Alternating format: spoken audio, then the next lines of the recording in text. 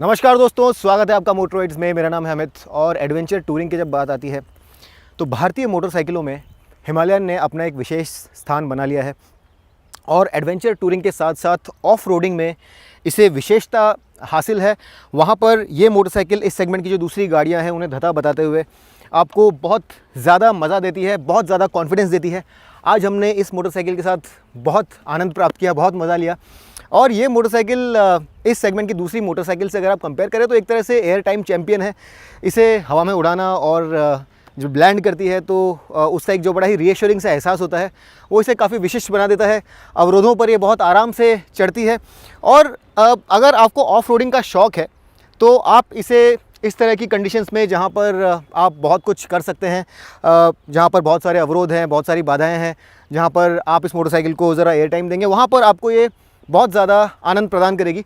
तो उस लिहाज से मोटरसाइकिल हमेशा से ही बहुत अच्छी रही है, लेकिन 2021 के लिए कुछ और बदलावों के साथ इस मोटरसाइकिल को एक ज़्यादा परिपक्व, ज़्यादा परिपूर्ण मोटरसाइकिल बना दिया है रॉयल एनफील्ड ने। और ये चेंजेस क्या किए गए हैं ये पहले मैं आपको बता देता हूँ, ताकि वो जो पार्ट है वो हम लोग पहले हटा दें और आज हमारा अनुभव कैसा रहा इस मोटरसाइकिल के साथ वो आपके साथ शेयर कर सकें। तो चेंजेस की जहाँ पर बात आती है वहाँ सबसे पहला चेंज जो यहाँ पर किया गया है वो है ये ट्रिपर। और यहाँ पर आपको वोल्ट मीटर के साथ साथ टाइम मिलता है और नेविगेशन मिलता है। यहाँ पर आप ब्लूटूथ के साथ इस पॉड को कनेक्ट कर सकते हैं।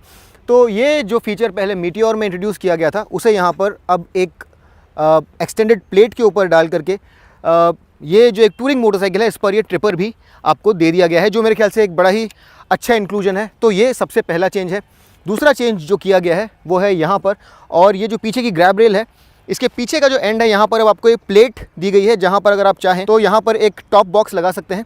तो ये भी एक नया चेंज है और आप में से वो लोग जो कि टूरिंग में इंटरेस्टेड हैं उन लोगों को ये चेंज पसंद आएगा।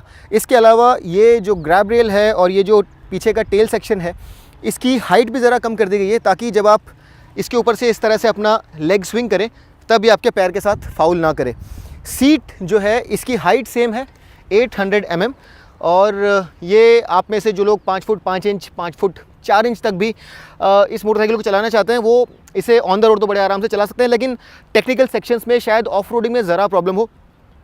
तो अगर मैं एक अंदाज़न बताना चाहूँ आपको तो 5 फीट 5 फीट 6 तक के लोग इसे बड़े आराम से चला सकते हैं। तो जो सीट हाइट है वो सेम है, लेकिन सीट पर जो मटेरियल यूज़ किया गया है, जो कुशनिंग है, इसे ज़रा और बेहतर कर दिया गया है ताकि लॉन्ग डिस्टेंस पर आप इसे ज़रा और आराम से चला सकें। यहाँ पर जो राइडर ट्रायंगल है ये काफ़ी अपराइट है, और हालांकि जो फुट पैक्स हैं वो रीज़नेबली रेयर सेट है। आपकी जो थाइज़ हैं इसके काफ़ी नीचे आते हैं, तो थोड़ा बहुत वेट डिस्ट्रीब्यूशन यहाँ पर आपके फीट पर होता है। लेकिन यहाँ पर जो हैंडल बार है ये ऑब्वियसली इस गाड़ी के ऑफ रोडर होने के कारण काफ़ी ऊँचे हैं, और ये सीट जो है पहले से बेहतर है। लेकिन फिर भी मेरा जो हमेशा से मानना रहा है कि वेट डिस्ट्रीब्यूशन जब तक आपके आर्म्स पर ज़रा नहीं होता है तब तक लॉन्ग डिस्टेंस राइडिंग में ज़रा तकलीफ़ आपको होती है। तो यहाँ पर भी मैंने वो महसूस किया। आप इसे 100-150 किलोमीटर चलाने के बाद जो वेट है वो आपके बटक्स पे, आपकी बैक पे ज़्यादा कॉन्सेंट्रेट होता है और आपको खड़े होना पड़ेगा, अपने आप को रिलैक्स करना पड़ेगा कुछ देर के लिए। हालांकि ये बहुत ज़्यादा ख़राब नहीं है, लेकिन बहुत ज़्यादा लंबे डिस्टेंस की टूरिंग के लिए आपको शायद कुछ ब्रेक्स लेने पड़े। इसके अलावा एक और जो चेंज यहाँ पर किया गया है वो ये है कि ये जो एग्जोस्केलेटन यहाँ पर आप देख रहे हैं, जो पहले भी हिमालयन में आता था और जहाँ पर आप किसी तरह का कोई बॉक्स या फिर टैंक बाहर डाल सकते हैं, इसे ज़रा आगे मूव किया गया है ताकि आप में से जो वो लोग हैं जिनके लेग्स ज़्यादा लंबे हैं या ओवरऑल हाइट ज़्यादा है उनकी नीज़ इस एग्जोस्केलेटन के साथ में फाउल ना करे। इसके अलावा एक और ऐसी चीज़ है जो एकदम क्लियरली मेंशन नहीं करी गई है, लेकिन इस गाड़ी का जो शैसी है उसे भी कई जगह से स्ट्रेंथन किया गया है। इंजीनियरिंग चेंजेस किए गए हैं ताकि जो इसकी ऑफ रोड कैपेबिलिटी है, जो इसकी अब्यूज़ सहने की क्षमता है वो ज़्यादा बेहतर हो सके, और ख़राब रास्तों पर एडवर्स कंडीशंस में ये जो मोटरसाइकिल है ये ज़्यादा सक्षम तरीके से आगे बढ़ सके और जो फेलियर रेट है वो कम हो सके। इसके अलावा ये जो विंडस्क्रीन यहाँ पर आप देख रहे हैं इसे भी अब चेंज किया गया है और ये पहले से ज़्यादा ऊंची है। ये क्या इफेक्टिव है, कितनी इफेक्टिव है, इसके बारे में मैं आपको कुछ देर में बताता हूँ। इसके अलावा यहाँ पर ये हेडलाइट है, इसकी केसिंग में भी कुछ विजुअल बदलाव किए गए हैं, वो बहुत ज़्यादा सिग्निफिकेंट चेंजेस नहीं है। एक और चेंज जो यहाँ पर किया गया है वो है ये मेन स्टैंड की स्प्रिंग, और यहाँ पर ये स्प्रिंग अब ज़्यादा स्टर्डी है ताकि ख़राब रास्तों के ऊपर से जाते हुए ये मेन स्टैंड जो है ये बार बार आकर के नीचे शैसी से भिड़े नहीं। और इसके अलावा यहाँ पर ये जो कलर आप देख रहे हैं ये ग्रेनाइट ब्लैक कलर है। इसके अलावा 2 और नए कलर यहाँ पर इंट्रोड्यूस किए गए हैं, एक पाइन ग्रीन और एक मिराज सिल्वर।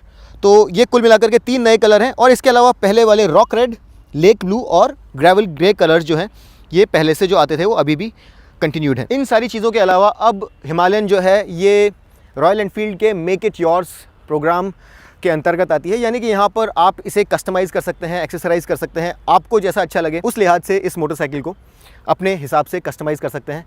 तो ये अब मेक इट योर्स प्रोग्राम के अंतर्गत आती है। तो दोस्तों ये तो सारी चीज़ें हो गई जो चेंज हुई हैं, लेकिन बहुत सारी चीज़ें चेंज नहीं हुई हैं। सस्पेंशन वही है, ग्राउंड क्लियरेंस वही 220 mm का है, सामने 200 mm का ट्रैवल है, पीछे 180 mm का ट्रैवल है सस्पेंशन में। इसके अलावा यहाँ पर जो इंजन है वो भी पहले वाला ही 411 cc इंजन है, और पावर और टॉर्क आउटपुट जो है वो भी नहीं बदला है। पीक पावर यहाँ पर 24.31 PS की बनती है 6500 RPM पर, और पीक टॉर्क यहाँ पर बनती है 32 न्यूटन मीटर्स की 4000 एंड 4500 RPM के बीच। और ये जो टॉर्क है ये इस सेगमेंट की सबसे अधिक टॉर्क है। हालांकि कुछ और मोटरसाइकिल्स में अगर आप देखने जाएँ तो जैसे GS जो BMW की G310 GS है, वहाँ पर आपको पावर ज़रा ज़्यादा मिलती है, और भी कुछ गाड़ियों में आपको पावर ज़्यादा मिलती है, लेकिन ये टॉर्क जो है यहाँ पर सेगमेंट लीडिंग है। और यही नहीं, ये टॉर्क बहुत ही लो एंड पर बनती है, इसलिए ख़ास तौर पर जब आप इसे ऑफ रोड कंडीशंस में चलाते हैं तो ये मोटरसाइकिल बहुत ही केपेबल मोटरसाइकिल बन के सामने आती है। सामने ये जो बड़े 21 इंच व्हील्स हैं 90 सेक्शन टायर्स के साथ, और पीछे 120 सेक्शन के साथ 17 इंच व्हील्स हैं, ये भी इसे इस तरह के सेगमेंट में सबसे ज़्यादा केपेबल मोटरसाइकिल बनाते हैं अवरोधों के ऊपर से जाने के लिए। 41 mm डाया का फ्रंट सस्पेंशन है। यहाँ पर लाइटिंग आपको पूरी हैलोजेंस मिलेंगे या बल्ब्स मिलेंगे। यहाँ पर सामने किसी तरह के कोई LED एलिमेंट्स नहीं है, और सामने यहाँ पर ये रिफ्लेक्टर भी आपको नज़र आ रहा होगा। पीछे बल्ब्स ब्लिंकर्स में नज़र आएंगे, लेकिन जो टेल लैंप है ये LED है। C8 के यहाँ पर ऑफ रोड टायर्स लगे हुए हैं, जो कि ऑफ द रोड वाकई में काफ़ी अच्छा प्रदर्शन करते हैं। ऑन द रोड यहाँ पर इनकी जो कैपेबिलिटी है ज़रा लिमिटेड है। और अगर मैं एक रिकैप करना चाहूँ, इस गाड़ी का बड़ा ही विस्तृत रिव्यू मैंने पहले किया था, लेकिन अगर मैं रिकैप करना चाहूँ तो यहाँ पर अगर टॉप स्पीड की आप बात करें तो 135 km/h की टॉप स्पीड आपको मिलती है। 0 to 100 ये 11 सेकेंड से ज़रा ज़्यादा में करती है। और गियर स्पीड की अगर मैं बात करूँ तो यहाँ पर फर्स्ट गियर में 50 km/h, सेकंड गियर में 88 km/h, और थर्ड गियर में 112 km/h की स्पीड आपको मिलती है।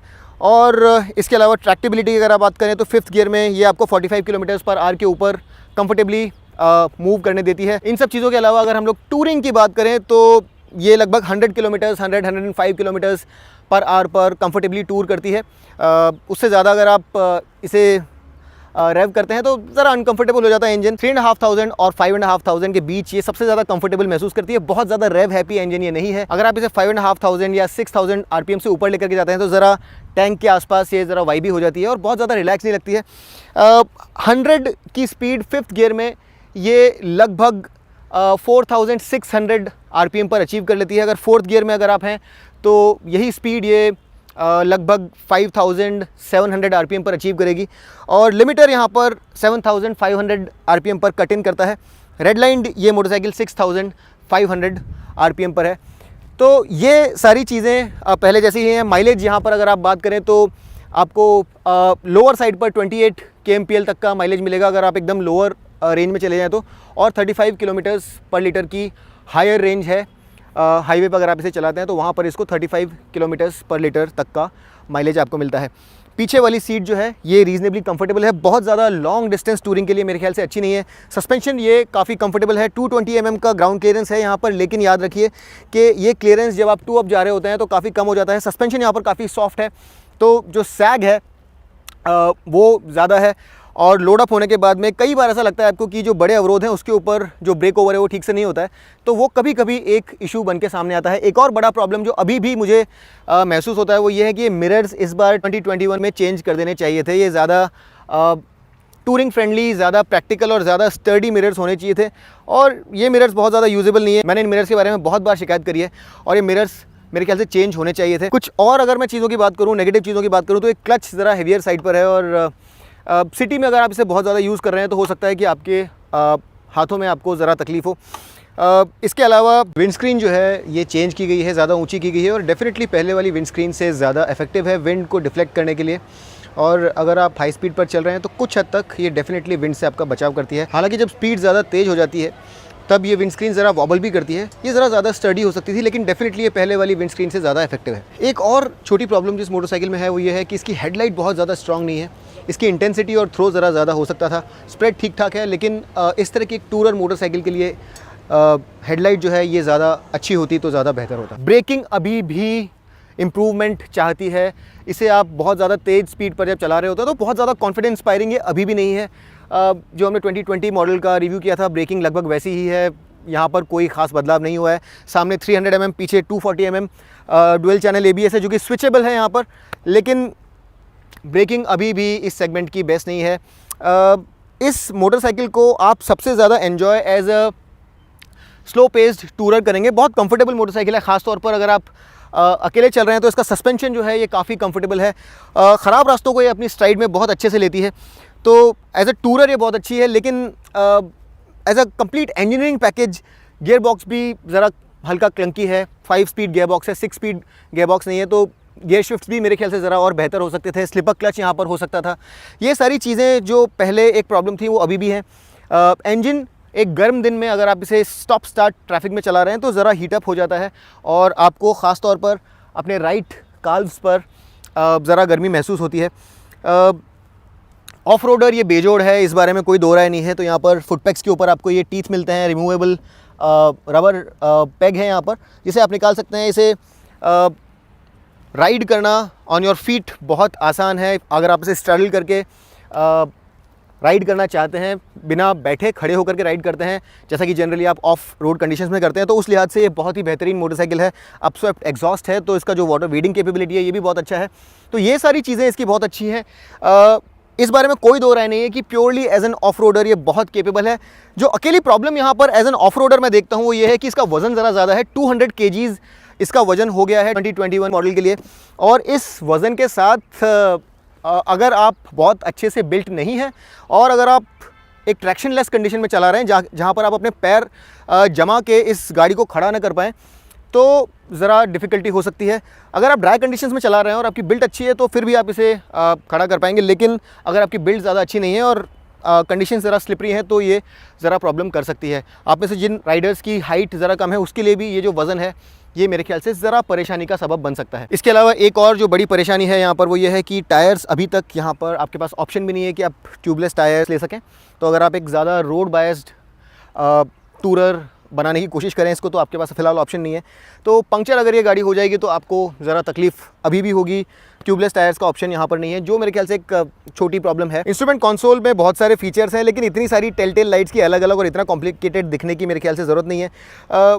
ये देखने में काफ़ी अच्छा लगता है, इस गाड़ी के कैरेक्टर को सूट करता है, लेकिन मेरे ख्याल से ये ज़रा और क्लटर फ्री और क्लीन हो सकता था। और उसके अलावा जो यहाँ पर गेजेज़ हैं ये भी ज़रा और एक्यूरेट हो सकती हैं, ख़ासतौर पर फ्यूल गेज। तो ये भी एक छोटी मेरी शिकायत है। बट जो इसका स्विच गियर है ये काफ़ी फीचर रिच है। यहाँ पर आपके पास इंजन किल स्विच है, यहाँ पर हैज़र्ड लाइट्स हैं, ये इलेक्ट्रिक स्टार्टर है, ये हॉर्न है, turn indicator, high beam, low beam, और ये आपका डे फ्लैशर है। इसके अलावा यहाँ पर आपके बार एंड वेट्स जो हैं ये एक्चुअली प्लास्टिक हैं। वायरिंग जो है ये भी ज़रा और बेहतर तरीके से कंसील की जा सकती थी, लेकिन इन सब चीज़ों के बावजूद ये जो गाड़ी है इसके अंदर अपना एक चार्म है। ये जो मोटरसाइकिल है ये आपके दिल को जीत लेती है। और आज हमने जब इस मोटरसाइकिल को चलाया तो इसकी जो खामियां मैं आपको बता रहा हूँ उसके बावजूद जो एक खुशी आपको ये देती है वो बहुत ही कम मोटरसाइकिल्स दे पाएंगी।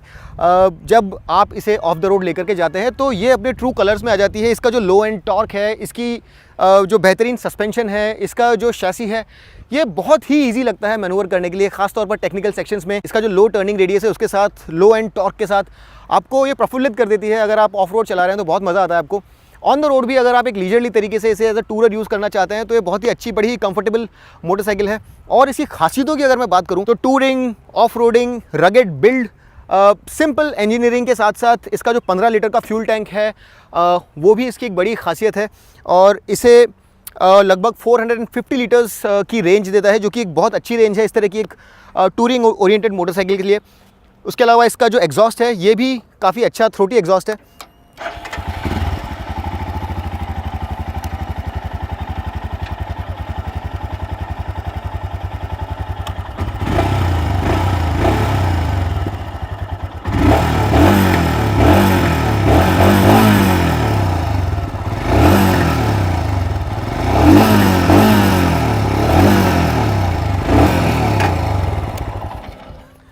सबसे ज़्यादा रिफाइंड ये इंजन नहीं है, लेकिन फिर भी अगर आपको इंजन को काम करते हुए महसूस करना पसंद है तो ये इंजन आपको वॉप करके लेके जाता है पुराने ज़माने में। एक बहुत ही लवेबल, बहुत ही लाइकेबल ये मोटरसाइकिल है। और आप में से जिन लोगों को मोटरसाइकिल्स एक बड़े ही मैकेनिकल अंदाज में जो काम करती हैं वो पसंद है, तो ये मोटरसाइकिल आपको बहुत पसंद आएगी। इसकी जो कुछ पुरानी खामियां थी वो अभी भी हैं, लेकिन अभी भी ये मोटरसाइकिल एक काफ़ी यूनिक पैकेज है। कुछ लोग इसे अगर एक्सपल्स 200 से कंपेयर करना चाहें तो वो motorcycle purely as an off roader मेरे ख्याल से इस मोटरसाइकिल को टक्कर दे सकती है, क्योंकि वो हल्की भी है। तो अगर आपको उसे ऑफ रोड लेकर के ही जाना है तो शायद वो कुछ ऐसी जगहों पर जा पाए जहाँ पर ये मोटरसाइकिल छोटे कद के लोगों के लिए ज़रा डिफिकल्ट हो जाए हैंडल करने के लिए। लेकिन as a complete package, as an ADV, as a tourer, ये मोटरसाइकिल बेजोड़ है। लेकिन ज़्यादातर वक्त अगर आपको रोड पर रहना है, अगर आपको टूरिंग ज़्यादा करनी है ऑन द रोड, तो मेरे ख्याल से कुछ और ऑप्शंस भी हैं। आपके पास BMW की G310 GS है, या फिर KTM की रिसेंटली इंट्रोड्यूस्ड एडवेंचर 250 भी इस मार्केट में मौजूद हो, लेकिन ये दोनों ही मोटरसाइकिल्स इस मोटरसाइकिल से ज़्यादा महंगी हैं। G310 GS में आपको 34 PS की पावर मिलती है और एडवेंचर 250 में आपको 30 PS की पावर मिलती है। दोनों ही जगह पावर यहाँ से ज़्यादा है, लेकिन यहाँ पर टॉर्क उन दोनों मोटरसाइकिल से ज़्यादा है। और इस मोटरसाइकिल का ऑफ रोड परफॉर्मेंस उन दोनों ही मोटरसाइकिल से बेहतर है, लेकिन वो दोनों ही मोटरसाइकिल्स इससे ज़्यादा बेहतर हैं। अगर आप ऑन रोड परफॉर्मेंस, ब्रेकिंग और हैंडलिंग की बात करें तो वहाँ पर कुछ फीचर्स भी आपको ज़्यादा बेहतर मिलते हैं।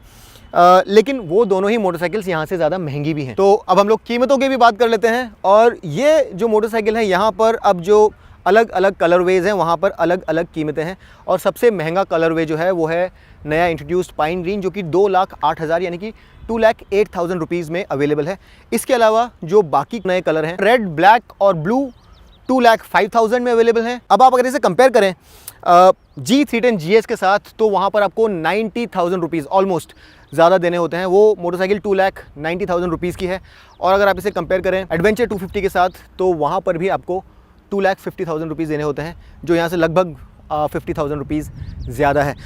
मेरा आपको सजेशन ये है कि अगर आपको एक वेल बैलेंस्ड मोटरसाइकिल चाहिए जहाँ पर आपको ऑफ रोडिंग का शौक़ है और आप ऑफ रोडिंग मोटरसाइकिल को एंजॉय करना चाहते हैं, तो ये मोटरसाइकिल बहुत ही अच्छी है।